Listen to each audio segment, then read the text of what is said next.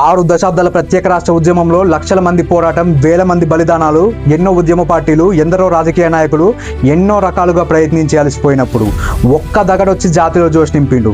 నాయకుడై ముందుండి నడిపించిండు. ఎవ్వడొచ్చినా తెలంగాణ సాధించి చూపిస్తానని శపథం చేసిండు. ఈ ఇంద్రారెడ్డిలు, చంద్రారెడ్డిలు 6 అడుగులు ఉన్నోళ్ళు, 100 కిలోలు ఉన్నోళ్ళు చేయలేకపోయిండు. ఈ బక్కపలచడోడు ఏం చేస్తాడని చెప్పేసి నవ్విండ్రు, ఎగతాళి చేసిండు. పదవుల కోసం పాకులాడే రోజుల్లో రాష్ట్రం కోసం డిప్యూటీ స్పీకర్గా రాజీనామా చేసిండు, సెంట్రల్ మినిస్టర్గా రాజీనామా చేసిండు, 2 సార్లు ఎంపీగా రాజీనామా చేసిండు.